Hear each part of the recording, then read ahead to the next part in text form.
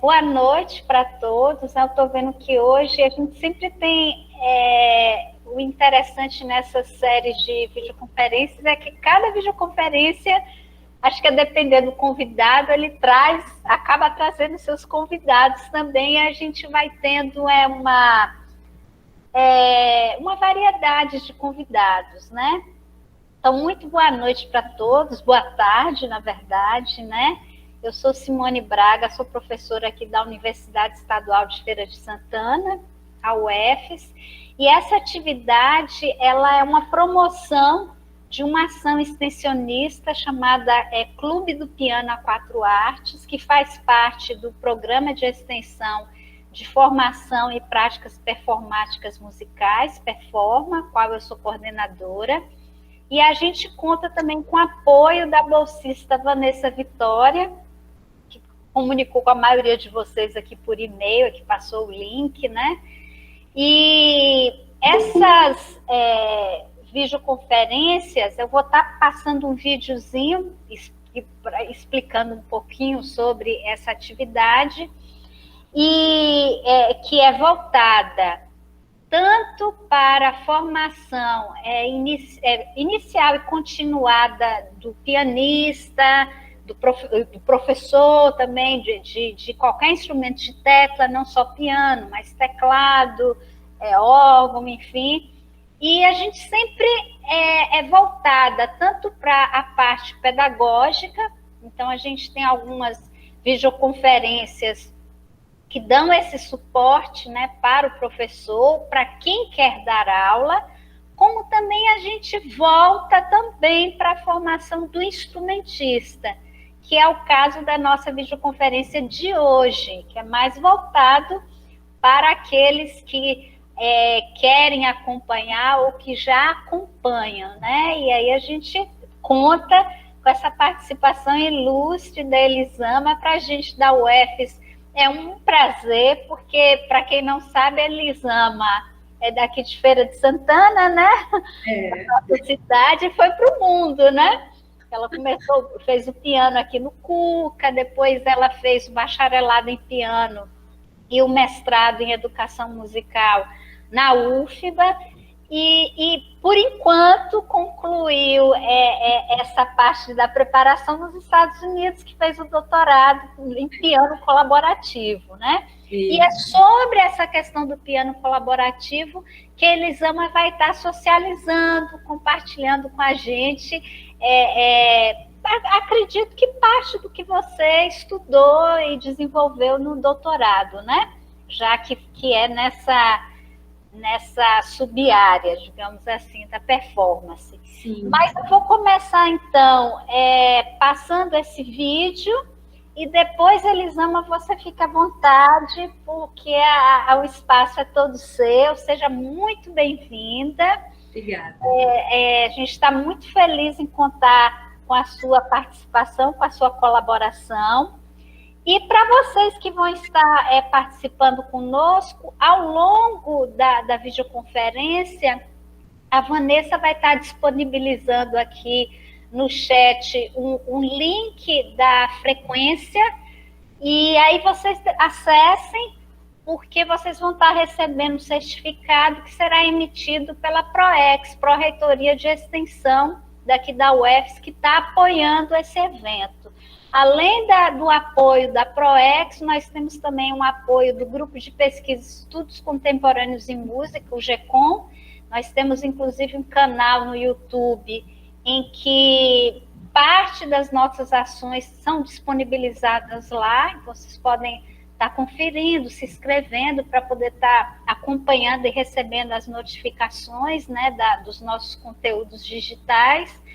E também contamos com o apoio do curso de licenciatura em música, a qual esse programa de extensão é vinculado.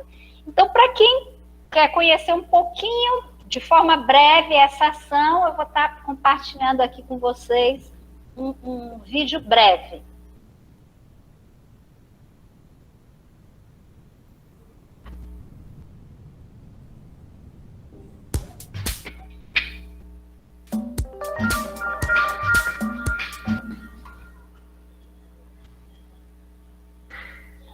Fala galera, beleza? Esse ano o Piano Quatro Artes está com uma novidade, que é o Clube do Piano Quatro Artes. Não é não, Vanessa? Fala aí. Nesse clube vamos ter as atividades formativas, que serão encontros online para abordar temas sobre a execução e pedagogia do piano.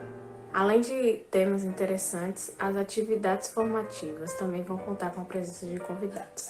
Além disso, nós vamos manter as performances virtuais coletivas, teremos performances instrumentais em formas de lives comentadas no Instagram, vai ser legal.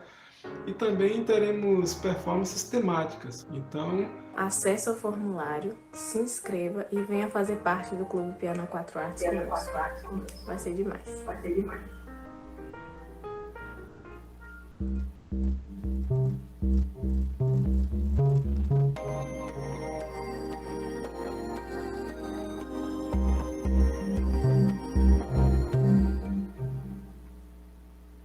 Prontinho, então, Elisama.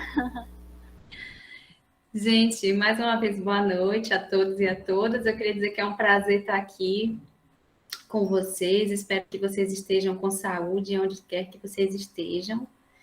E queria desde já agradecer o convite da professora Simone Braga, né, e da Vanessa, veio através dela, para participar desse momento aqui com vocês. Bom, só complementando um pouquinho o que a professora Simone falou, tenho também graduação e licenciatura em música, né? Então, eu diria que a minha carreira, assim, educação musical e a performance dentro do piano colaborativo. E eu vejo que a gente consegue, sim, estabelecer um diálogo, né, entre as duas áreas, a educação musical e a performance. E eu acho isso fundamental. Então, obrigada, professora, por abrir esse espaço para educadores musicais em formação, né, instrumentistas que vislumbram aí estão vislumbrando o futuro aí para suas respectivas carreiras, né, como educadores musicais e também como performers. Bom, hoje nós vamos falar um pouquinho sobre o piano colaborativo na música de concerto e popular, e como a professora Simone falou, compartilhar um pouco das minhas experiências dentro da formação adquiridas, né, construídas a partir da minha formação, tanto na experiência quanto a formação específica no doutorado, que foi em performance com ênfase em piano colaborativo. Bom, muitos conhecem essa área do piano colaborativo como correpetição, né? Então, hoje em dia, tendo em vista e com base em muitos estudos, a gente tem chegado a essa conclusão em se referir ao pianista que trabalha, que atua em conjuntos como o pianista colaborador, né? Porque aí você consegue abarcar esse guarda-chuva de atuações. O pianista que trabalha com ópera, que trabalha com coro, que trabalha dentro da música popular. Então, o pianista colaborador. E a área do piano colaborativo. Assim como a gente tem a área do piano solo e o pianista solista, né? Eu vou compartilhar com vocês um slide. Se em algum momento vocês não me ouvirem ou tiver qualquer dúvida, vocês podem falar, porque eu não consigo ver vocês, né? Estarei com o slide aqui aberto. Então, está aparecendo aí, professora Simone? Sim, está aparecendo. Pronto, gente. Então, vamos começar piano colaborativo na música de concerto e popular. Falando um pouquinho aqui sobre o piano colaborativo, sub-área da música que trata dos pianistas que trabalham em conjunto, né? Trabalham com outras pessoas. Então, de forma bem resumida, trago alguns autores que tratam sobre essa temática, inclusive Montenegro, é o Guilherme Montenegro que está aqui com a gente hoje. Então, é um prazer tê-lo aqui. Ele que também está indo, né, fazer o doutorado dele em piano colaborativo na mesma universidade que eu fiz, então é um prazer ter um colega de profissão aqui hoje junto conosco. E o pianista colaborador, parafraseando aí Martin Katz, é o pianista que atua em conjunto com uma ou mais pessoas. Bom, gente, antes da gente seguir adiante e mergulhar no universo da colaboração pianística, a gente precisa lembrar de uma coisa. Antes de sermos pianistas colaboradores, nós somos pianistas, né?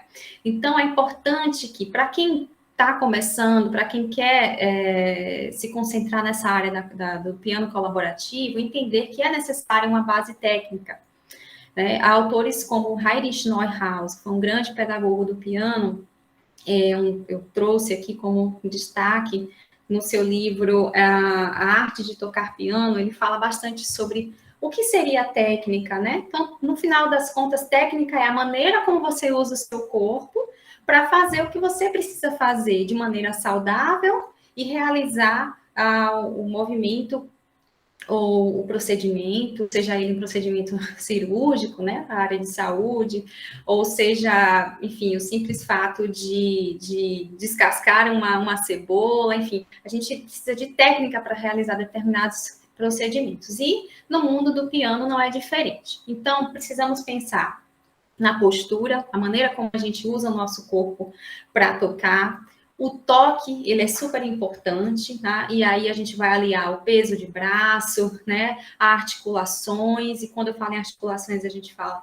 em diversas gradações de articulação, né? Sonoridade, pedalização, leitura e repertório. Ora, a sonoridade, ela vai depender muito de como a gente utiliza a postura, de como a gente toca, né? Em inglês, eles dizem muito approaching the keys, a maneira como você aborda as teclas, né? Mãos mais próximas da tecla, mais pedal, menos peso, menos peso, o ataque mais rápido, o ataque mais lento. Quer dizer, todos esses elementos terão um impacto importante na sonoridade, tá bom? Muitos professores trabalham pedalização depois, né, dentro do processo do repertório. Outros pedagogos do instrumento buscam trabalhar a pedalização nesse processo de construção da sonoridade, ainda antes de introduzir leitura, experimentando, né, os registros, a topografia do teclado, a maneira como você sente o toque, mais digital, menos digital, mais rotação, tá? O uso do punho. Então, isso tudo é fundamental.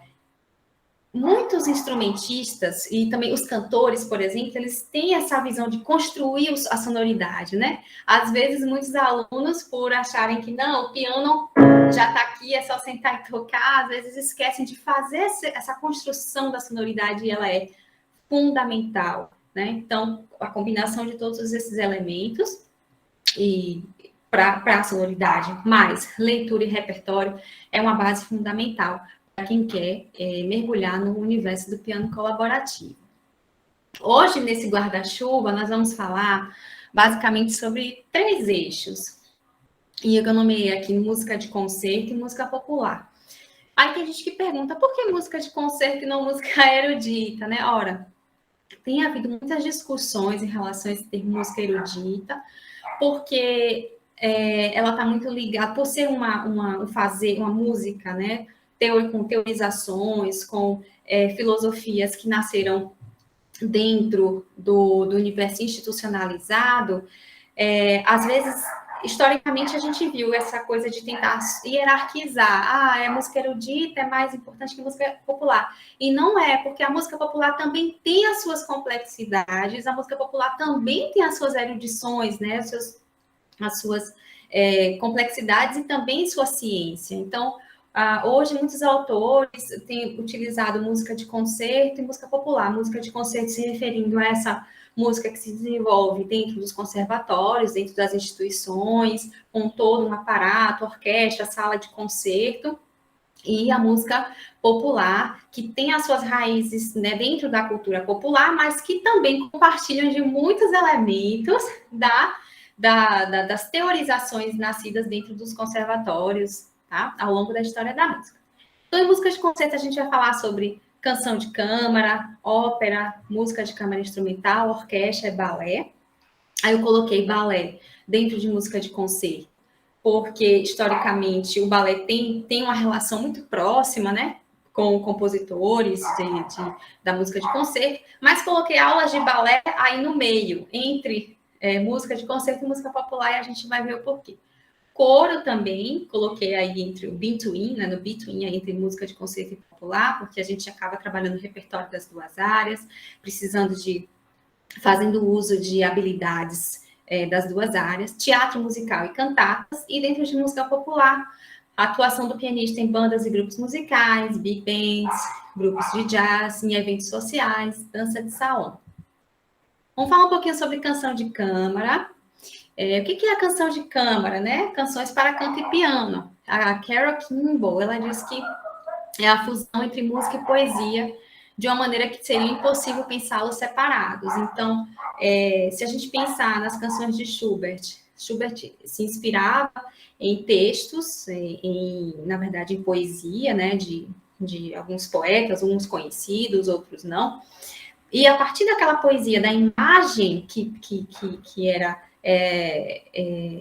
traduzida, na verdade, a imagem que era sugerida pela poesia, inspirava esses compositores a responder à poesia musicalmente, ou seja, criar um universo sonoro para representar essa poesia, tá? Bom, então o que é importante quando a gente trabalha canções para canto e piano?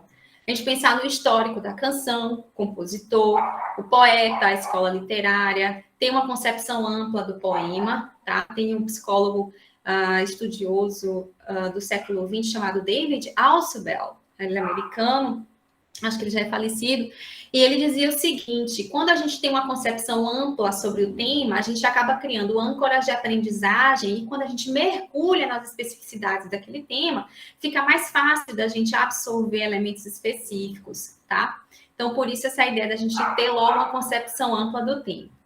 Eu trabalho com línguas estrangeiras, é importante, pegou a canção, fazer uma tradução palavra por palavra, depois buscar uma tradução poética sua mesmo, baseado na sua tradução, na tradução palavra por palavra. Afinal de contas, você precisa fazer um encontro com o personagem da poesia, tá?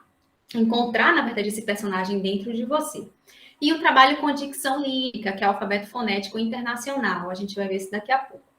O trabalho de música e poesia, entender quem é a persona, ou seja, o personagem ou os personagens, para quem ele canta, para quem o personagem canta, ele canta para si mesmo, ele canta para o riacho, ele canta para a namorada, para a noiva, entender a psicologia do personagem ou dos personagens, porque em canção, tanto o cantor quanto o pianista, eles representam parte da consciência daquele poeta. Então, muitas vezes, o cantor representa, a linha vocal representa o homem peregrino que está cantando para o riacho, e o piano representa o próprio riacho. E aí você vai ver, estou falando aqui exemplo de Schöne Mullerin, né, o ciclo de canções, em que o piano tem figurações que representam o riacho, né?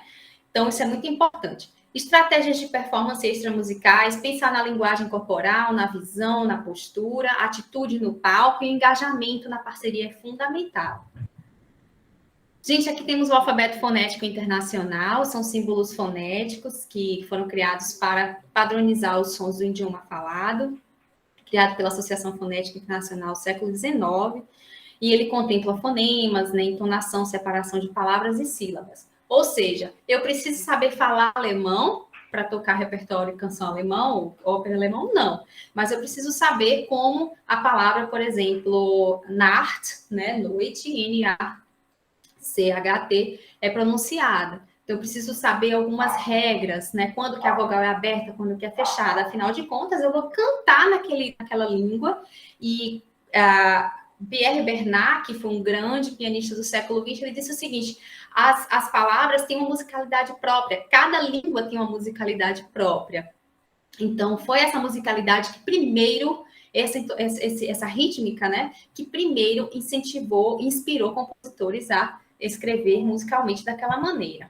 Bom, trago o exemplo para vocês da canção Nacht und Träume, tá, do Schubert. E então, quando a gente vai trabalhar a canção, sempre colocar o alfabeto fonético internacional, tá? Para a gente entender como que é pronunciado o texto, a tradução literal e mergulhar nessa poesia, entender o caráter dessa poesia, né? E como o Schubert responde a esse texto musicalmente. Porque observe, essa canção é quase que uma oração para a noite, a chegada da noite, com ela também os sonhos também vêm, né?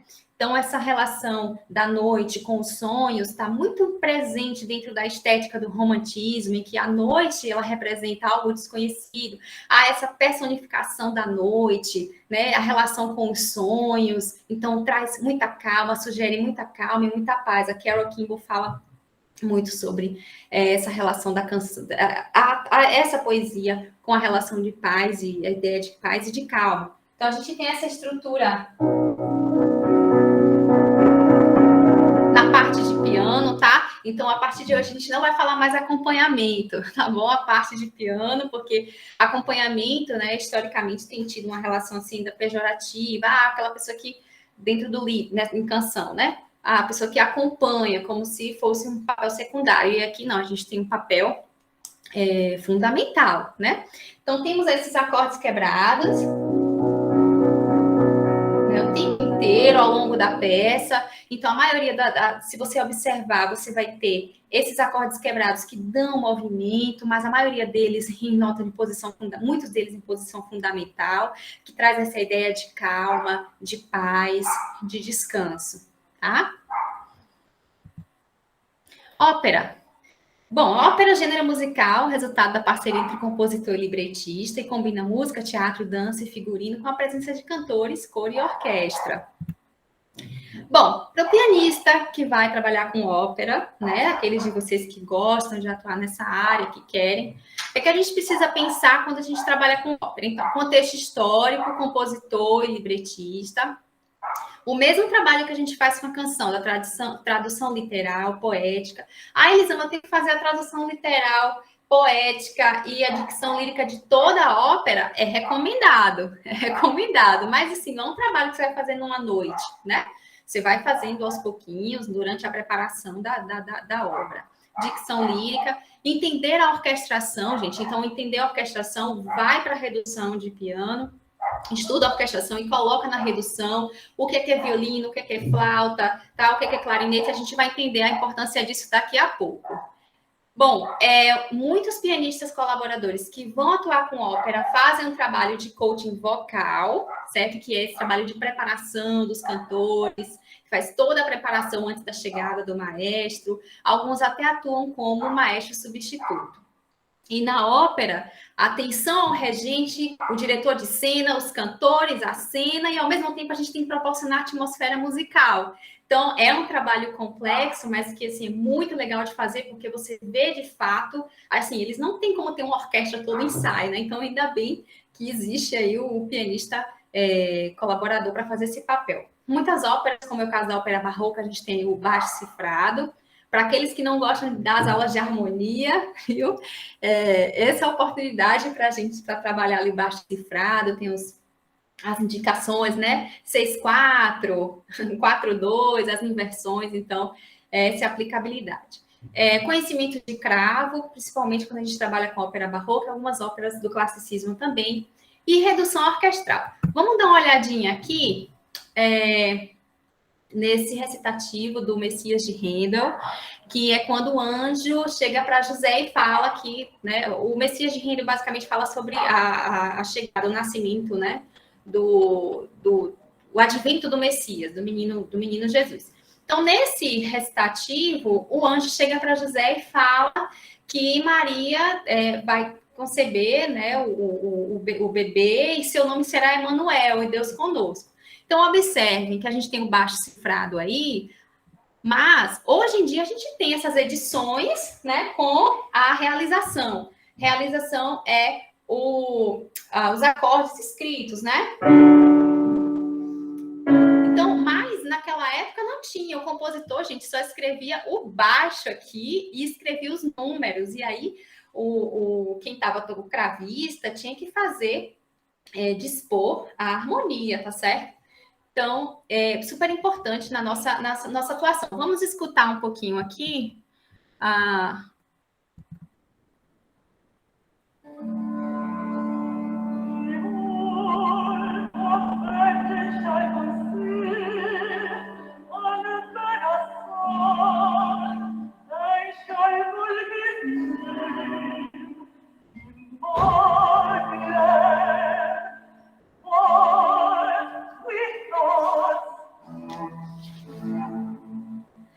Então, vejam que nós temos o cello fazendo o baixo e o cravo tocando os acordes, né? Então, é muito característico a gente, assim como a gente falou em text painting, que é essa capacidade de utilizar elementos musicais para tentar demonstrar o que está no texto, ou para enfatizar o espírito do texto.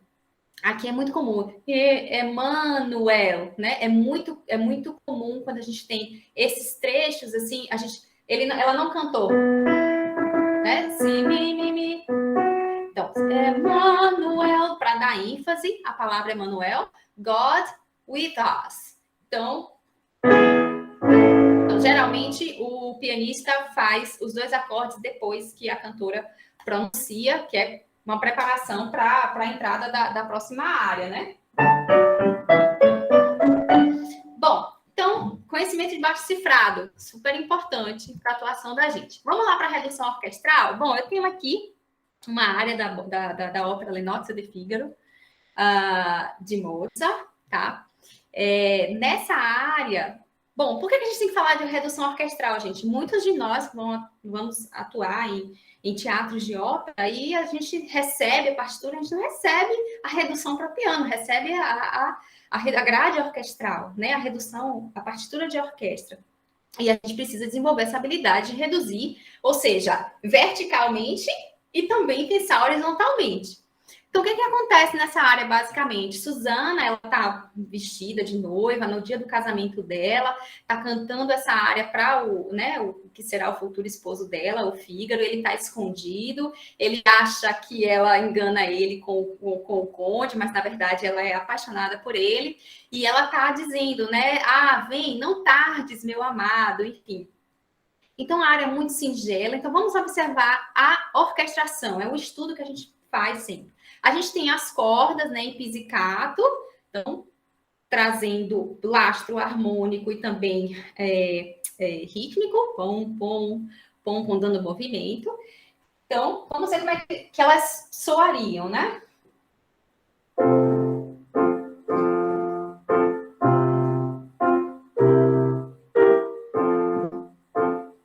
Bom, aí a gente precisa ter um cuidado. Fala pizzicato. Aí você diz, Elisama, mas enquanto pianista eu preciso buscar o que seria o ideal de som de pizzicato? Sim, eu não posso fazer totalmente staccato,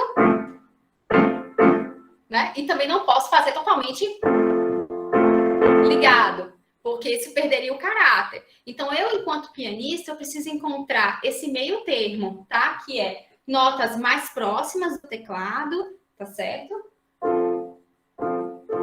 Aqui no piano é complicado com piano elétrico, né? No piano acústico a gente consegue manipular isso melhor. Então, um pouquinho só de pedal, pom, pom, pom, pom, pom, em cada, ou seja, em cada acorde desse, porque quando a gente toca, quando o violinista faz o pizzicato, né? Pom, pom, pom. O som ele não some automaticamente, rapidamente. A corda ela ainda vibra um pouquinho, tá? Então a gente precisa buscar essa sonoridade que mais se aproxime da sonoridade de um pizzicato. E nas madeiras a gente tem a melodia com mais tônus e essa melodia que vai dar o caráter. Então se eu chego na frente do maestro e eu toco só as cordas, não vai rolar. Eu preciso também tocar o que tá aí, ó, o oboé, o fagote, na flauta, que é o que dá o caráter, né? A cereja do bolo da área, enfim, e prepara para a entrada do cantor.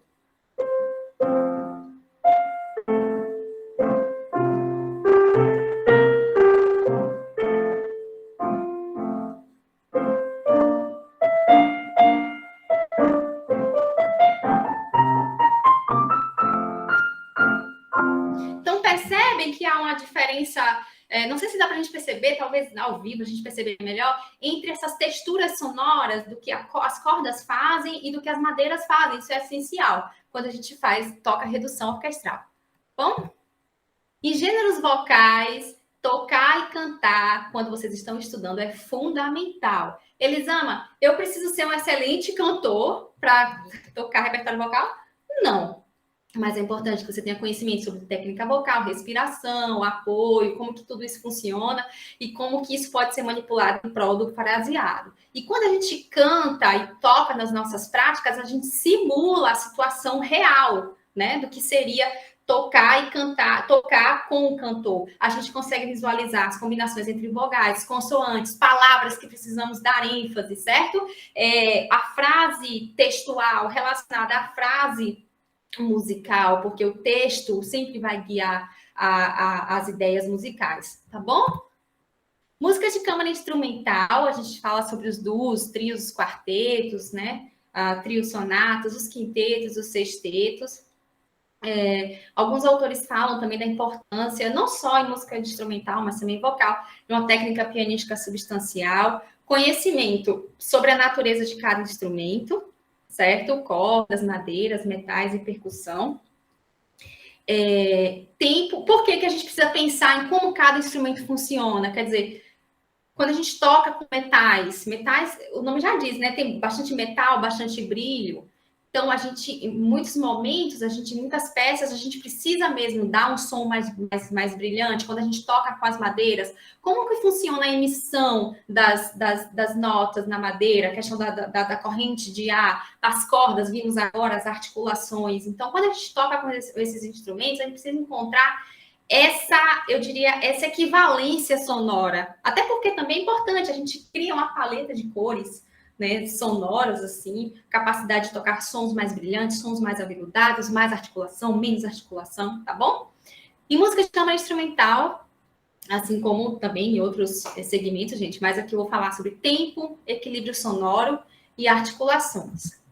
Trouxe aqui a sonata número 1 para clarinete e piano do Brahms. Bom, a gente vê um 3x4, né? Aí vocês pensam assim, Elisama, 3x4. Papi, papi, papi, papi, rariraririrarei. Bom, a gente não vai pensar em 3. A gente vai pensar em 1. Por quê? A gente vai pensar em 1 por vários motivos. Primeiro, porque, olhem só a escrita, né, que o Brahms utiliza, a escrita da clarineta, principalmente. Quando a gente pensa em 1, é muito mais fácil a gente sempre caminhar para o primeiro tempo, dar mais direção ao fraseado. Olha, se vocês observarem, o quinto compasso na parte de piano, torirorim, torirorim. Brahms, ele tocou muito tempo em tabernas. A música de Brahms tem uma relação muito forte com as danças populares também. Então, tem muito presente essa coisa do primeiro tempo, tá certo? Então, se você chegou com o seu parceiro lá, olha, vamos combinar o tempo. Você está pensando a 1, você está pensando a 3, tá? Isso é super importante quando a gente faz música de câmara. Vamos ouvir?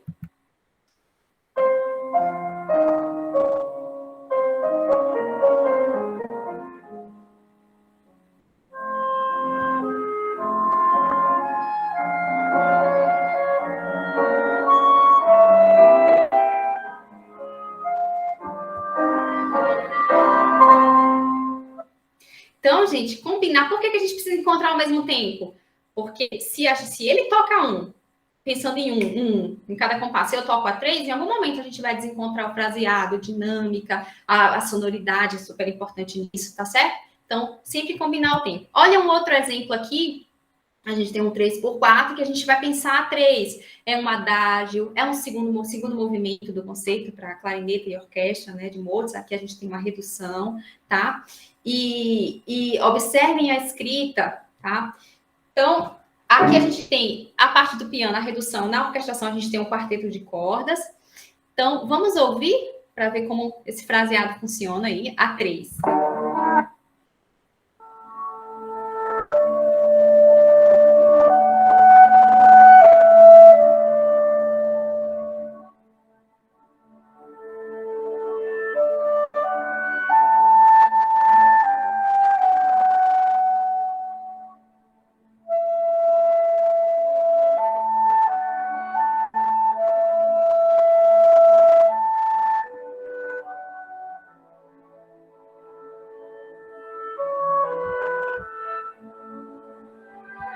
Então, observe, se a gente pensar a 1 aqui, a gente corre o risco de se perder, né? Por conta desse adágio muito mais lírico do que o Allegro Appassionato do Brahms. Então, pensar em 3.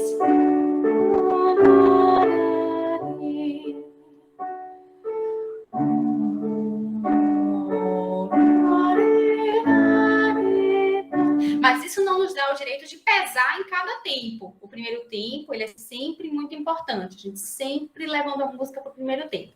Mas ambos precisam pensar aí, é interessante, né? Pensar em 3. Equilíbrio sonoro, gente, olha que coisa legal. Quando eu falei de equilíbrio sonoro, da gente encontrar uma sonoridade que case com a sonoridade do instrumento com o qual a gente está tocando. Né? Então, aqui eu tenho outra peça para clarinete e piano, hoje eu estou muito clarinetista. Apesar de não tocar clarineta, né? Então, vamos observar aqui o compasso 225. Todas as vezes que a gente dobra melodias, né? Ou então estruturas rítmicas com instrumentos, é importante a gente encontrar esse equilíbrio da sonoridade, né? Então, vamos ouvir?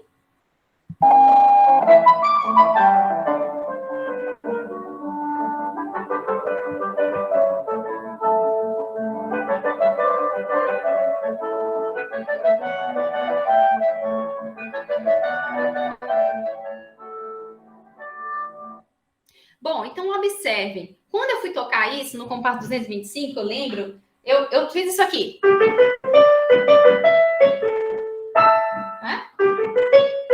Então, eu articulei pra caramba. E aí eu comecei a pensar, não estava casando quando a professora clarinetista tocava comigo. E aí o que a gente precisa pensar, né?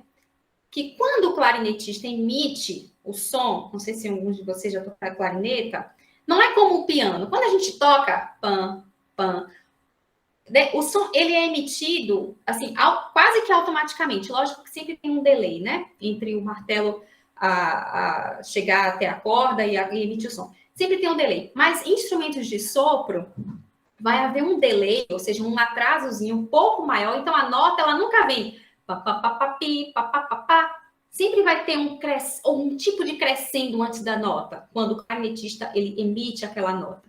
Então, da mesma forma, aí você diz, Elisama, se na nota que o clarinetista emite, pom, pom, pom, pom, pom, pom, pom, pom, pom, sempre tem um crescendo, mas no piano não tem, o que é que eu preciso fazer para que a sonoridade que eu vou tirar do instrumento, ela encaixe com a sonoridade do clarinetista e não fique tão marcada? Ou seja, você vai usar corpo, o braço, ou seja, mãos um pouco mais perto do teclado, certo? Menos articulação.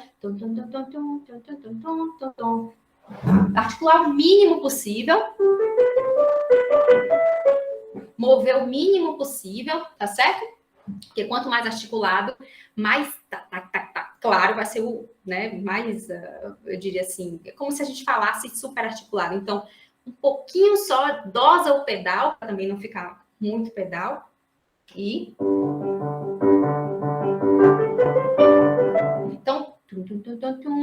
Então, um pouquinho mais para se aproximar da sonoridade do instrumento, gente.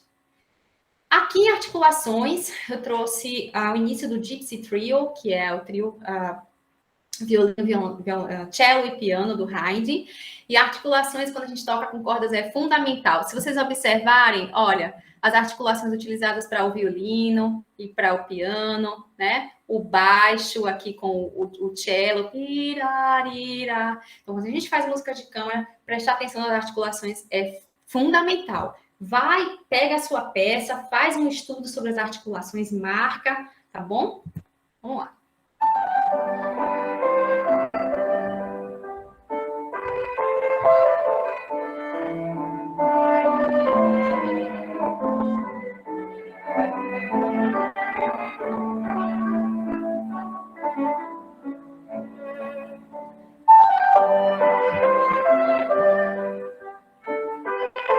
Bom, olha só o último compasso, né, gente? A gente tem o violino fazendo... E a gente tem o cello.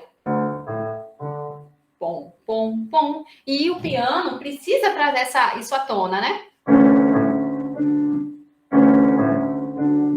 Então, duas diferentes estruturas diferentes de articulação. Então, isso é música de câmara. São esses detalhes que fazem esse casamento ocorrer de forma, eu diria, mais rica. Atuação de pianista colaborador em orquestras, certo? Eu tô falando, aqui, quando a gente fala de orquestra, gente, é um repertório orquestral mesmo com piano, não é piano solo com orquestra. Mas o repertório em que, dentro da formação, você tem o piano. Então, a atenção ao regente é muito importante. Muitas vezes a gente tem que fazer ensaios de naipes, Então, tanto com orquestra quanto com bandas marciais, lá nos Estados Unidos tive experiência com banda filarmônica, a gente tinha que fazer ensaios de naipes, porque a parte de piano tocava coisas em comum com a percussão, ou tocava coisas em comum com os metais. Então, tem ensaios que são dedicados somente a esses ensaios de naipe. Experiências com órgão, com cravo, são recomendadas, porque muito repertório a gente vai precisar tocar esses instrumentos. Algumas orquestras, o pianista atua como maestro substituto. Não sei se vocês conhecem aqui a Sinfônica da Bahia, mas o Eduardo Torres é pianista da Sinfônica da Bahia, e ele também é maestro substituto, muitas vezes ele substitui. Então, conhecimento sobre regência é interessante. Redução orquestral, porque quando você vai atuar como maestro substituto, ou vai fazer um ensaio de naipes, às vezes você precisa tocar as partes da orquestra, reduzir para piano, tá bom? Balé. Eu não sou pianista de balé, nunca tive experiência com balé. A minha experiência com balé é lendo, é ouvindo, é assistindo, é conversando com os colegas. Mas é uma área também de atuação do pianista colaborador, gente. Então, repertório de estilos variados é importante você tocar de... Vamos pensar de Mozart a Duke Ellington, vindo até, sei lá, André Mermari. É importante você ter essa carta de repertórios na manga, tá? Atenção aos exercícios marcados pelo mestre, da demonstração física e verbal. Então, a gente vai assistir um vídeo, a gente vai ver que a mestra está sempre marcando os exercícios. E aí temos diversos, né? Eu coloquei aqui o plié, arabesque, battement tendu, tem outros que são próprios do balé. O mestre pode indicar o repertório para o exercício também. Às vezes ela indica uma mazurca, uma valsa, uma marcha, tá? E envolve muita improvisação. Às vezes você tem que adicionar 4 compassos antes de começar a peça. Eu nunca toquei para balé, mas eu já toquei para dança de salão, dança contemporânea. E aí a mestre pede, né? Ó, 4 compassos. Ou então, antes de contar os 5, 6, 7, 8, ela pede uma introdução. Exercícios baseados em frases de 8 compassos ou de 4. Então, é sempre frases, a gente vai ver sempre frases quadráticas. 4 frases, na verdade, uma frase de 4 compassos, uma cadência. Outra frase, uma cadência. Então, sempre de 4 em 4. Introduções de 2 ou 4 compassos. E há toda uma etiqueta das classes de balé, de você ter atenção ao mestre. Às vezes, ele pede uma mazurca, mas ele começa um movimento que não encaixa uma mazurca. Então, você não pode chegar assim, você pediu errado. Não, tem todo um protocolo dentro da aula de balé, né? Vamos ouvir um pouquinho desse vídeo, gente. Vamos assistir um pouco. Temos aqui na esquerda, ó, vai aparecer, eu não sei se o que aparece na esquerda, os nomes dos movimentos. O primeiro que vai aparecer é o warm-up, que é aquecimento, e depois os movimentos, e o pianista vai mudando as peças.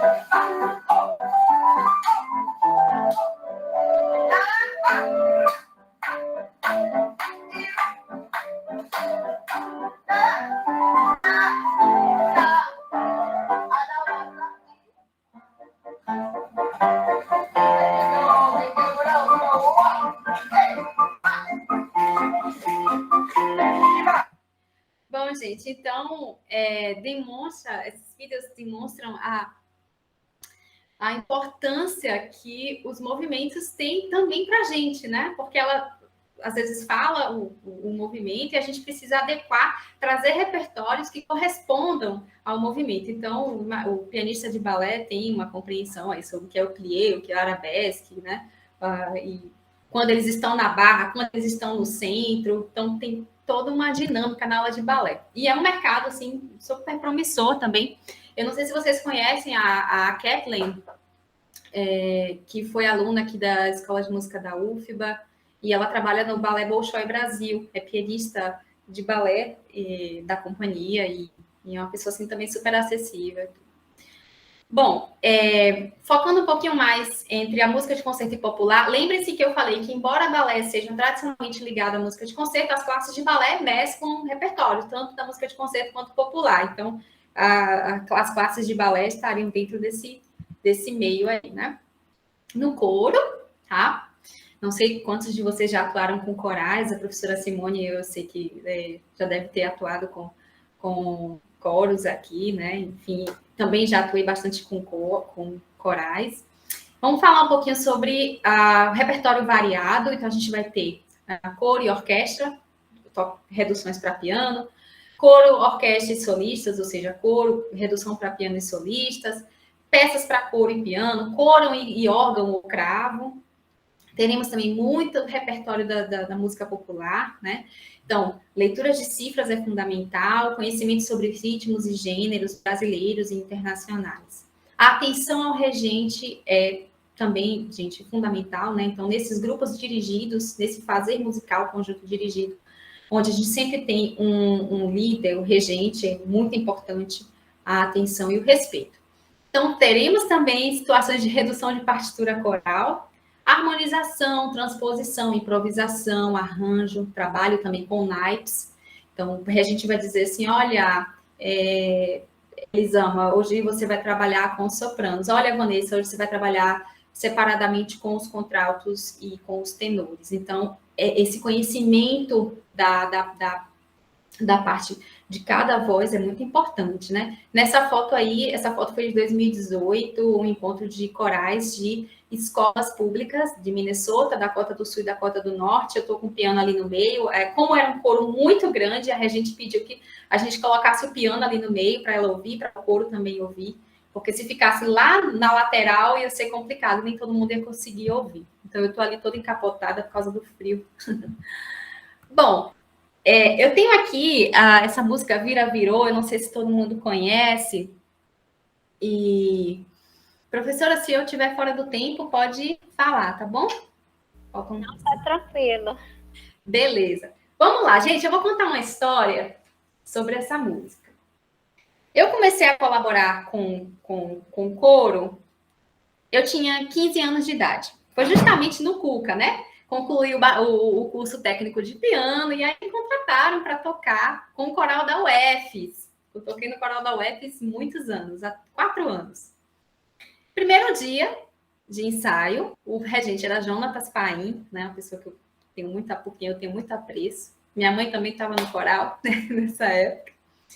E aí ele me colocou essa música na minha frente. Vira, virou. Desse jeito a partitura. Não tinha parte de piano, não tinha cifra, não tinha nada. Eu aí olhei e ele falou, 1, 2, 3. Começamos, né?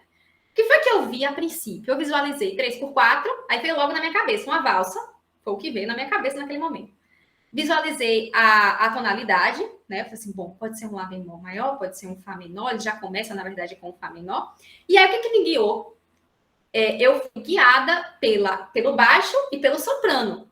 Bom, a linha do baixo, ela sempre, na maioria das vezes, proporciona o panorama, o lastro harmônico, né?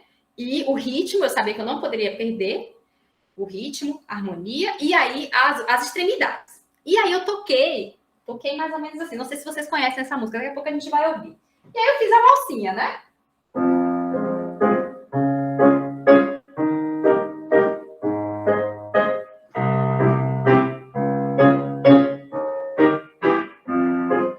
Toquei. A gente foi final. Aí, quando ele terminou a música, ele disse assim, Elisama, ele chegou perto de mim, né, bem baixinho, e falou, olha, tá legal, tá bonito, mas tá um pouco duro. Aí eu, ai, meu Deus, assim, né, como é que eu vou tornar esse negócio fluente, né? Aí fui para casa, fiquei pensando. No outro ensaio, eu cheguei lá. Ele, e aí? Encontrou a solução para virou? Eu falei, maestro, o que você quis dizer com essa expressão que tá duro, né?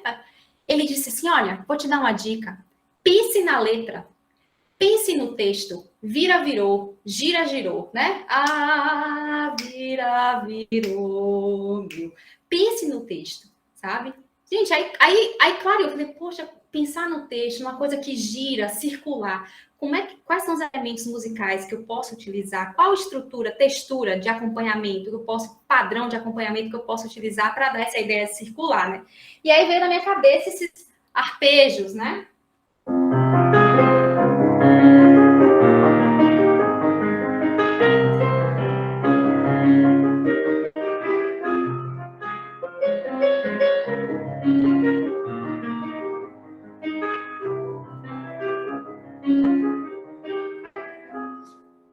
E aí, né, foi mais ou menos assim que eu toquei. E aí, rolou. Ele falou, é isso aí. É disso aí que você precisa partir, né? E aí, o nervoso, né, nessa hora quando a gente tem insegurança, a gente está começando, a gente tende a pesar. Então, pensar mais leve, e pensar sempre no primeiro tempo. Então, gente, em música vocal, o texto vai nos dar muitas pistas, certo? Anos depois, eu fui escutar essa música. Na época não tinha, assim, né, acesso a YouTube, internet, enfim, isso foi em 2005. Então, eu fui escutar essa música. Aí, olha o arranjo original, né, do Clayton, do Cleide, lá de 1980. Olha a estrutura do acompanhamento.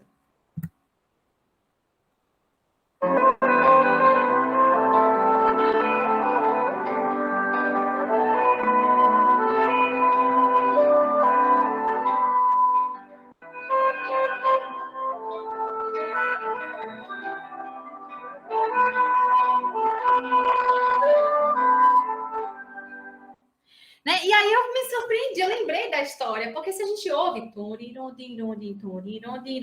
tem essa coisa circular, né, que trazida aí pelo violão, o arranjo inclusive é lindíssimo. Se vocês tiverem a oportunidade de escutar essa música, escutem. Então, o que eu mostrei aqui, essa experiência, para mostrar pistas de como a gente pode atuar nessas situações, né? Nos guiarmos por diversos elementos musicais e desenvolver, a gente precisa desenvolver essa leitura vertical e horizontal, pensar no texto é sempre muito, eu diria, helpful, né? Muito útil, tá? Teatro musical e cantatas também entra aí nesse universo, né, da música de concerto e música popular.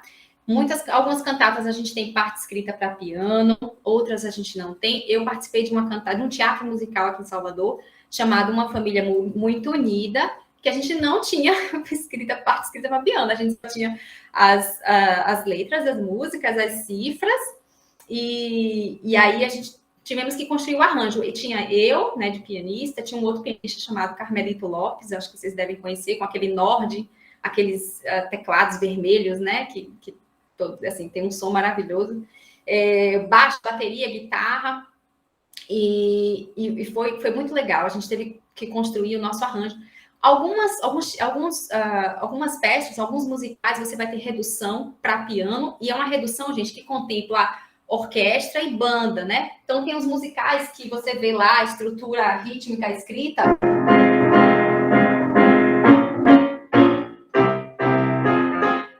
Coisas assim, para representar a levada rítmica feita pela bateria, né? Outros têm efeitos. Então, é importante conhecimento de cifras também, ritmos e gêneros populares. Lembrar que está muito ligado à questão da trilha sonora, então, muitas vezes o piano faz efeitos sonoros, né?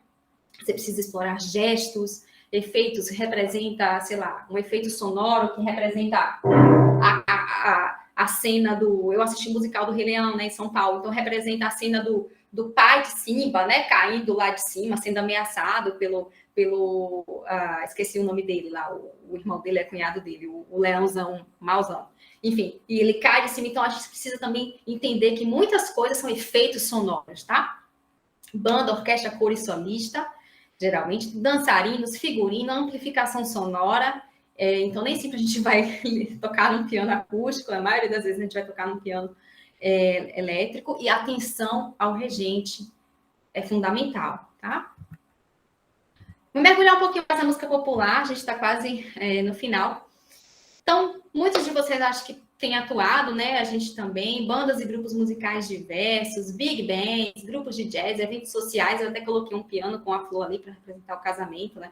Dança de salão. Então, assim, quantos de nós aqui, né? Nós já atuamos em casamentos e algumas habilidades são muito importantes quando a gente atua em música popular, né? Leitura de cifras, como eu já falei, conhecimentos de gêneros e ritmos brasileiros, internacionais, harmonização, improvisação, transposição, arranjo.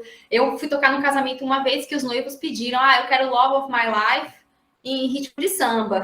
Love of My Life, you heard me. Então, pediram em ritmo de samba. Foi muito legal, né? Mas eu tive que... Tinha eu e o violinista, então tive que fazer todo um processo aí, um arranjo também reharmonizei algumas coisas.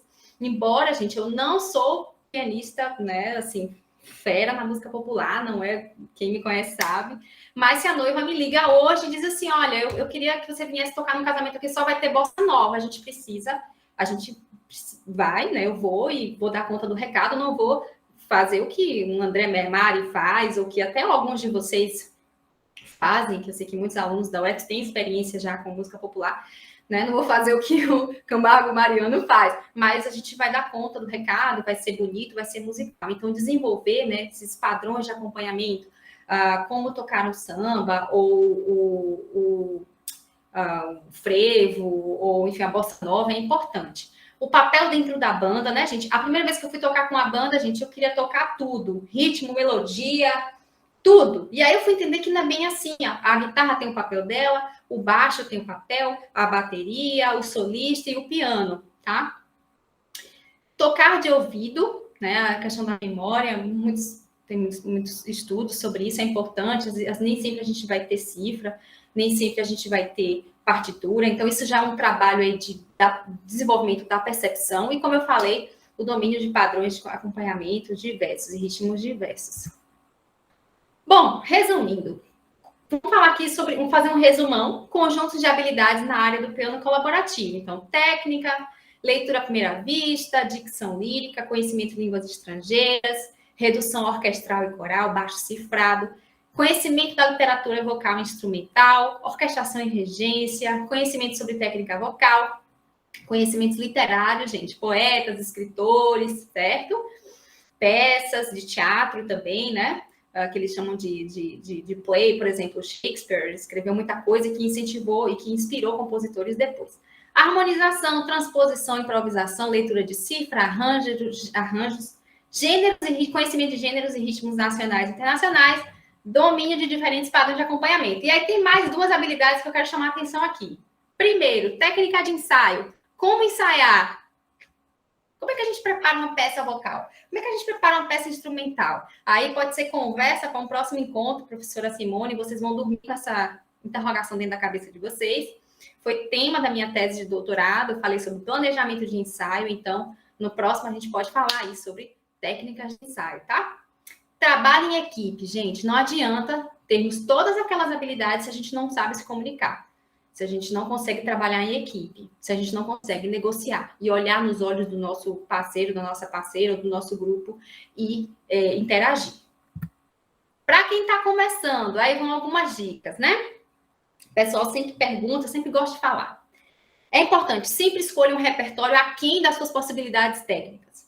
Se você acha que você já pode, não, eu vou começar a colaborar, eu já tenho técnica para...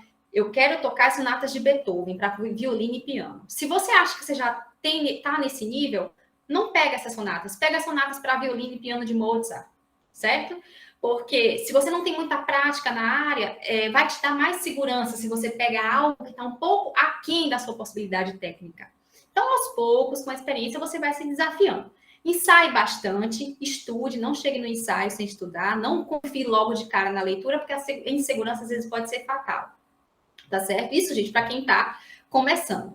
Anote na partitura todas as escolhas interpretativas, tá? Não confie na memória, até mesmo a gente que tem anos aí colaborando com outras pessoas, tudo, anota tudo. Então, o que geralmente eu gosto de fazer? Não só as respirações, mas dinâmica, fraseado, as decisões com o meu parceiro, com a minha parceira de música ali, trechos, né, que eu preciso prestar atenção, faz algum desenho, mudanças harmônicas, mudanças de caráter, coloca um adjetivo, eu sempre gosto de usar, isso aqui me lembra uma estrela, inocência, sei lá, extrovertida, nostálgica, eu gosto de dar nomes, associar adjetivos a trechos da peça, ajuda bastante.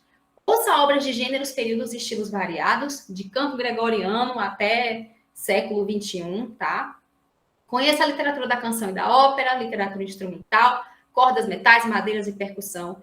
E leiam, conheçam os poetas, escritores e escolas literárias. A área do piano colaborativo, ela é complexa nesse sentido, porque ela se conecta com várias outras áreas, né? Interdisciplinar, e aí a gente precisa construir esse conhecimento, né, em outras áreas. Seja sempre gentil, positivo, comunicativo e direto. Isso não significa que você vai passar a mão na cabeça do seu colega. Está desafinando, não está estudando, não. Conversa, olha, esse trecho, acho que você, né, precisa trabalhar um pouquinho isso aqui. A gente pode chamar, ser direto com o colega, mas com gentileza, né? Sendo positivo. Olha, eu tenho certeza que você vai conseguir, então estuda e tal. E da mesma forma, quando o cantor ou o instrumentista chega para a gente. Dicas de repertório. Vamos lá. Para quem quer começar começando, repertório vocal, eu indico, gente, áreas antigas da Renascença, também do Barroco.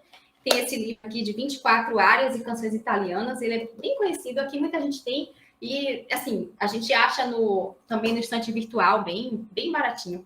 Canções alemãs do século XVIII, de Carl Philipp Emanuel Bach, Mozart, Reichard e Haydn, tá? Então, compositores que também se tiveram destaque ao compor Lieder, né? Então, super legal para trabalhar esse gênero. Canções de Reinaldo Hahn, compositor francês, tem umas coisas complicadas, mas tem canções super legais. Vaughan Williams, compositor britânico, tem canções para canto e piano bem tranquilas para começar. John Ireland também. Canções de câmara brasileira, gente, ó. Padre José Maurício Garcia, Carlos Gomes, domínio público. Você encontra tranquilamente as modinhas na internet. Francisco Mignone, Alberto Nepomuceno e Valdemar Henrique também tem canções bem legais para começar. Instrumental, trio sonatas de Corelli. Elisama, no trio sonata de Corelli não vai ter baixo cifrado? Não, a maioria das edições hoje em dia já tem lá, ó, os acordes todos escritos. Então, vocês, embora tenham que desenvolver essa habilidade, vocês não vão começar já vendo baixo cifrado. Concertos para clarinete e orquestra de Carl Stamitz, o número 3, principalmente, é bem legal para começar. O Mozart tem os concertos para trompa e orquestra, os segundos movimentos, para quem está começando. Sonatas para violino e piano de Mozart. Obras para trombone e piano de Gagliardi. Gente, Gagliardi foi um grande pedagogo do trombone, né? Não sei dos meninos que tocam trombone que estão aí. E ele compunha os exercícios para trombone e também as partes de piano. Ele não era, assim, um grande pianista, ele teve colaboração de Oscar Brun, que era pianista. Mas, para começar, e repertório brasileiro, instrumental, recomendo. Fazer aqui um reconhecimento, gente, para quem toca teclados, órgão, acordeão, tá? Que faz também esse trabalho de colaboração dentro da música, seja da música popular ou da música de concerto. Os violonistas, tá? Temos muitas obras para violão e canto, né? E fazem esse trabalho aí de colaboração também, violonistas colaboradores, né? E guitarristas também, tá, gente? Então, esses instrumentos harmônicos aí que têm feito esse trabalho colaborativo em música. Conclusão. Quanto maior o número de habilidades do pianista colaborador, mais versátil ele ou ela será e mais promissora será a sua carreira. Eu não preciso ser boa em tudo, tá? Mas o domínio, quanto mais habilidades eu consigo dominar, acho que melhor vai ser a minha inserção dentro desse mercado de trabalho. Bom, referências. Eu não queria colocar nomes, porque às vezes a gente esquece. Então, eu coloquei aqui as fotos dos livros que são considerados standards, né, padrões na área da colaboração pianística. A gente tem o do Martin Katz, que é professor da Universidade de Michigan. Gerald Moore, que escreveu a primeira versão desse livro em 1940, né, The Unashamed Accompanist, ainda se usava o termo accompanist para o pianista acompanhador, né, mas é um clássico. A Arte de Acompanhar e Coach, do Kurt Adler. Temos também esse livro da Carol Kimball, que ele está até aqui, um guia para a literatura e estilo da canção de câmara. Ele é bem grossinho, tá vendo, gente? Eu tenho todos esses livros, então se eventualmente alguém precisar, a gente pode fazer um intercâmbio, enfim. Contanto que vai e volta, vai e volte. Tá? Brincadeira, pessoal, mas tenho aqui, né, acessível, enfim, então a gente pode fazer esse intercâmbio.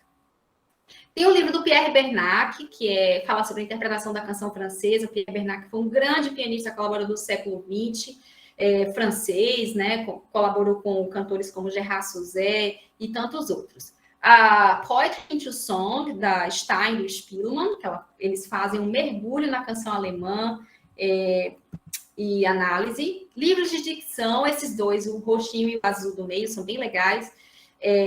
Embora eles sejam em inglês, eles são muito ilustrativos. Então, fala sobre dicção italiana, alemã, francesa.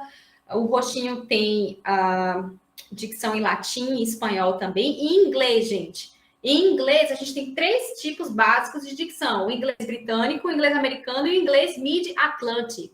Isso mesmo. O inglês que ele tem elementos tanto do inglês britânico quanto do americano. E tu precisa entender quando é que a gente canta um oratório em inglês britânico, quando é que a gente canta em mid-atlantic. Se a gente canta uma canção americana na Inglaterra, a gente canta em inglês americano. Se a gente canta um oratório em inglês nos Estados Unidos, qual que é o inglês que a gente vai usar? Então, tudo isso faz parte da nossa formação, né?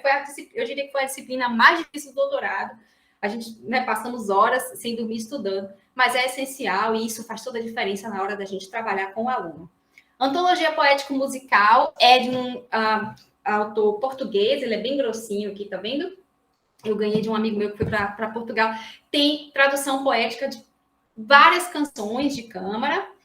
Temos esse livro pretinho, que é sobre dicção brasileiro, português brasileiro, e esse vermelhinho aqui, dicção inglesa, como eu já falei para vocês. Uma coleção do Graham Johnson, eu não tenho essa coleção não, tá, gente? Ele faz um mergulho na literatura vocal do Schubert. E Tiziano Biancolino, gente, brasileiro. Esse livro vocês conseguem aqui, O Piano Cantor, a evocação da vocalidade na origem do instrumento e no repertório para teclas do século XVIII. Tiziano é de São Paulo, se eu não estou enganado, fez o doutorado dele na UFPB. Então, ele faz essa relação da voz com o desenvolvimento do piano, fundamental. Esse aqui vocês encontram também nesses sites aqui no Brasil. Anatomia da Voz, fundamental para aqueles que querem trabalhar com cantor, tá? E esse livro é legal, que ele é bastante ilustrado, eu tenho ele aqui. E, por último, temos aí um libreto, uma coleção de Nico Castel, onde tem libreto de várias óperas de Mozart, Verdi e tantos outros compositores, com símbolos, o alfabeto fonético internacional, tradução, tá? E eu acho super importante, gente, tudo bem, você pode pensar assim, professora, mas está em inglês, mas pelo menos você sabe que essa literatura existe, porque na minha história, dentro da colaboração pianística, eu fui aprendendo com a experiência, né? Depois que eu fui para a formação e também em contato com outros professores, a gente vai aprendendo na marra, mas hoje vocês estão tendo a oportunidade de ter o que, por exemplo, na minha geração, a gente não teve. Então, é legal saber que esses livros, né, que essa literatura existe, que a gente pode buscar. Por fim, eu quero convidar vocês a visitar lá a Associação Brasileira de Piano Colaborativo, que foi criada no dia 11 de julho, dentro do Encontro de Pianos de Piracicaba. Gente, foi uma mobilização assim, nacional de pianistas colaboradores. Eu estava dentro da comissão organizadora e assim, foi um ganho para a área, tá certo? Quais são os objetivos da associação? Conectar os pares, promover formação específica, complementar e também pesquisa. Qual é o nosso contato? E-mail abpianocolab@gmail.com. Qualquer pessoa pode se associar, vocês também, professores, alunos que simpatizem com essa área. É só mandar o nome completo e o CPF para esse e-mail. Temos lá também o nosso Instagram, Facebook, o canal do YouTube. Ontem tivemos o primeiro recital online, gente, da ABPC, tá muito bonito, tá lá no canal do YouTube, podem ir lá e olhar. E teremos alguns eventos nesse mês que vem, todos os meses temos uma palestra, dia 8 de setembro temos o professor Ricardo Balesteiro, da USP, que é uma referência em colaboração pianística no Brasil. Teremos o quadro Minha Pesquisa, com a Adriana Mondino, dia 20 de setembro, e eu vou estar mediando. E teremos o recital online da ABPC, todo o último domingo do mês. Então, para os associados, podem enviar uma boa gravação até o dia 15 de cada mês. Essa gravação passa por uma curadoria e seu recital pode ser exibido lá no fim do mês, tá bom, gente? Eu queria dizer muito obrigada. Esse é meu e-mail e estou aberta aí às perguntas, sugestões e considerações. Elisama, a gente que agradece de montão essa sua colaboração, né? Muita coisa, né, para a gente digerir. Na verdade, até eu iria perguntar sobre a associação, mas você já antecipou, né? Já falou que eu já vi nas redes, né? Que, se eu não me engano, até acho que você é secretária, né? Eu sou de primeira secretária. Aí eu vi e eu queria perguntar, e é bacana porque é mais um espaço que nós temos, né, para trocar figurinha, principalmente para as pessoas que querem enveredar, né, no piano colaborativo. Aqui no chat, na verdade, nós não temos nenhuma pergunta. Eu não sei se alguém gostaria de fazer alguma pergunta, mas a gente tem muitas pessoas te parabenizando. Obrigada. Né? Ranieta parabenizando, o Guilherme, Simone Gonçalves, o Rogério, a Karina. Inclusive, a Karina até estava comentando no chat que ela tocou durante muitos anos para balé. Massa, ótimo. A sua mãe também, Luciana, né, tá te parabenizando, e realmente, assim, foi bem rico, porque você foi bem didática, né, foi explicando, assim, todas digamos assim, os campos, né, em que é possível de fazer essa colaboração, e foi bem minuciosa, acho que talvez por isso que não haja pergunta, porque você foi bem cirúrgica, né? Inclusive, trazendo para a gente também essa questão dos áudios, né? Que complementa bastante. A questão também do visual, dos livros, das fotos, né? Então, foi muito rico, né? Atualmente, porque você lá na UFBA, você colabora em alguns grupos, né? Então, eu entrei na UFBA como... assim que eu me formei, né? Eu passei no concurso que eles abriram para pianista colaborador, né? Então, esse ano completo 10 anos de casa como pianista colaboradora, né? Servidora. E eu tenho atuado... em geral, a gente acaba atuando com todos os naipes, né? Mas especificamente com as classes de canto, com o madrigal e também com a classe de metais, né? Nos últimos anos, tenho atuado com esses grupos. Mas, assim, sempre tinha alguém ou das madeiras ou das cordas que precisam de um pianista, porque a gente se dividiam, né? Cada um em naipes diferentes. Mas, ultimamente, eu vim atuando mais com os vocais e com os metais. E desses grupos que você estava atuando, né, que desafios, assim, que foram surgindo para você? Desafios? Bom, professora, acho que o grande desafio é a intensidade do trabalho, porque a gente tem bastante repertório, né, em geral, são muitos alunos, então você tem que dar conta de um repertório complexo, assim, em pouco tempo.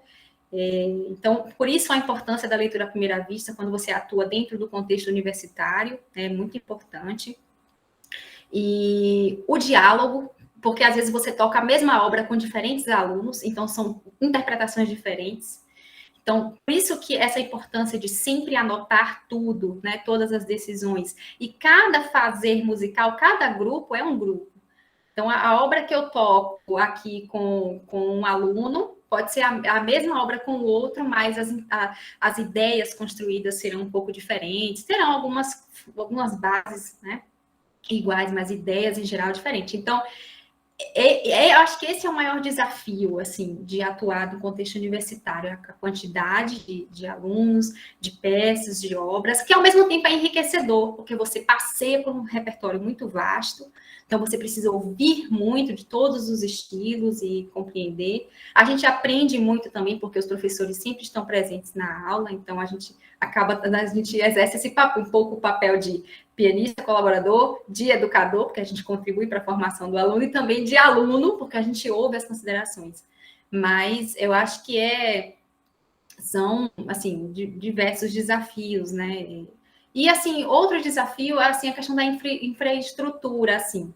Embora aqui, eu acho que as universidades brasileiras, né, deram um up nos últimos 10 anos, mas, assim, seria legal que a gente tivesse uma estrutura, às vezes, um pouco melhor para atender a demanda.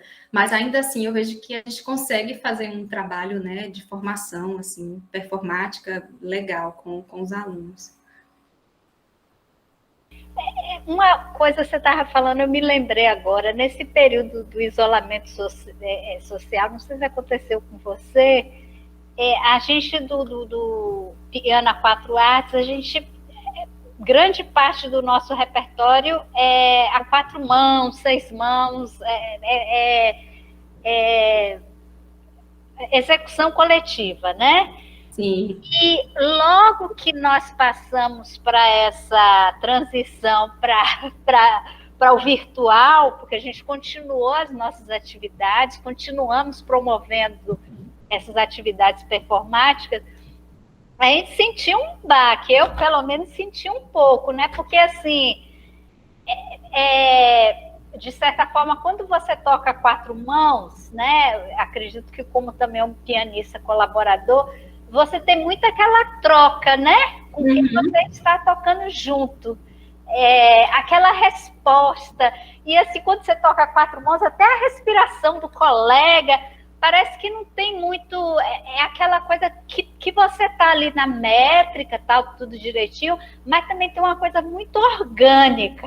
Eu senti, a princípio, uma enorme dificuldade, depois que a gente foi se encontrando, né? Mas assim, nas primeiras gravações foi uma coisa bem complicada de você não ter o outro fisicamente e você ter que gravar a sua parte, né? Por mais que você ali fale assim qual era a marca do metrônomo, você falava, aqui eu vou fazer essa dinâmica tal, mas foi complicado.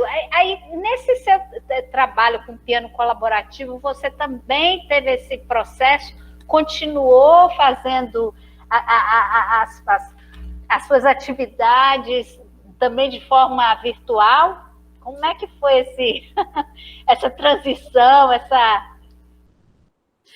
Então, funcionou da seguinte forma. Quando o lockdown começou, né, eu ainda estava nos Estados Unidos, então eu já tinha concluído quase todas as disciplinas práticas, eu estava apenas com uma disciplina teórica e escrevendo a tese. Mas, como parte do nosso trabalho lá, eu tinha uma bolsa de TA, né, Teaching Assistantship, e dentro dessa bolsa eu tinha que trabalhar, tocar, fazer colaboração pianística para os cantores e os instrumentistas. Quando começou o lockdown, o que foi que a gente teve que fazer? Gravar as partes de piano. Então, era isso mesmo, os alunos escreviam para a gente ou mandavam uma mensagem, compasso tal, tempo muda de 108 para 80, no compasso tal vou fazer um ralentando, isso e isso. Então, eles escreviam, então a gente teve que gravar, eu gravei muitas coisas para trompete, piano, para saxofone, piano, para canto, e mandava para os alunos, né? Então, foi esse trabalho que eu fiz no final do doutorado até o fim do ano passado. nesse ano, atuando, eu voltei, né? Então, encerrei minha licença e voltei a trabalhar na UFBA. Eu estou realizando um trabalho de coaching com os cantores. Então, nós temos toda semana, com a presença do professor de canto também, eu trabalho com eles esses aspectos, texto, psicologia do personagem, então eles cantam, e aí eu faço considerações sobre dicção, gravo também as partes de piano, mando para eles. Então, é assim que a gente está realizando o trabalho. E com os instrumentistas, eu, junto com os professores de metais, desenvolvemos um projeto de análise das obras, né? Porque conhecer o repertório, entender elementos analíticos são importantes também para a interpretação. Então, a cada 2 semanas, com os meninos de trombone e de trompas, eu escolho uma peça, analiso, e aí fazemos as considerações, eu toco.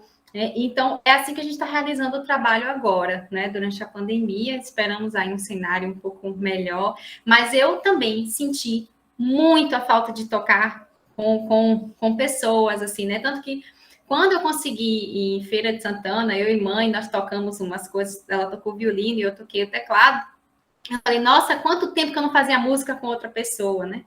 E eu também senti muito, muito mesmo. Foi, assim, passei o chão. Mas a gente teve que se reinventar e é assim que a gente está atuando agora. Mais habilidades, né? A serem desenvolvidas ou potencializadas. Mas é isso, Elisama. Eu não sei se alguém quer fazer alguma pergunta. Talvez enquanto o pessoal pensa um pouquinho, eu ia pedir para as pessoas abrirem as câmeras e a Vanessa fazer um print para a gente ter esse registro desse momento. Quem se sentir confortável, abrir as câmeras para a gente. Rapidinho, a Karina falou, a Kathleen não está mais no balé, né, Karina? Acho que você falou alguma coisa. Oi, boa noite, tudo bom? Não, a Kathleen saiu em 2019, eu também saí. Entendi. Na verdade, ela saiu por questões pessoais e tal, ela está morando numa cidade aqui próxima, e, nossa, mas excelente pianista, imagina, maravilhosa, maravilhosa. A gente trabalhou muitos anos juntas. Legal, que bom, que bom. Quando vê-la, manda um abraço para ela.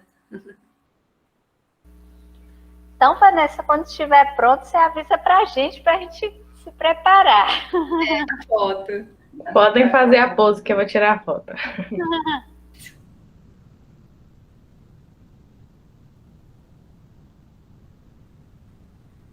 Ok? Foi.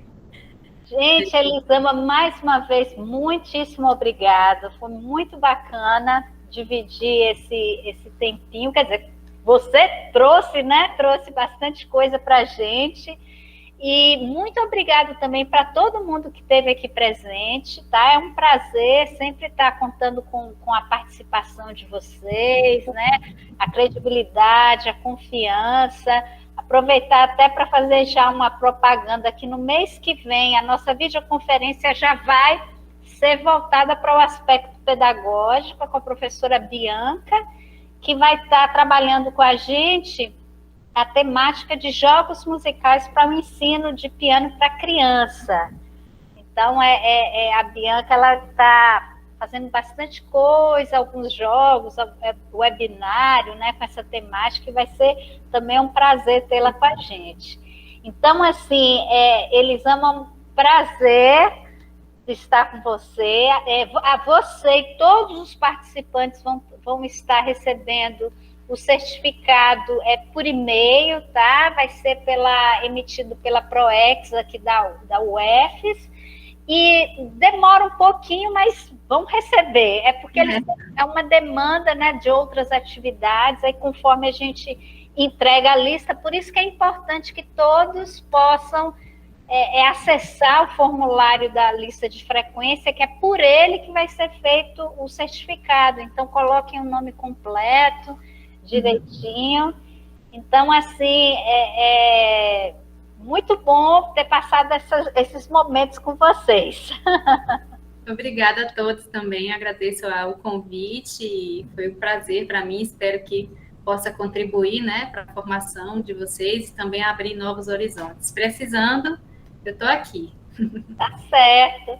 Então é isso, gente. A gente fica por aqui. Um forte abraço para todos e uma boa noite. Boa noite. Tchau.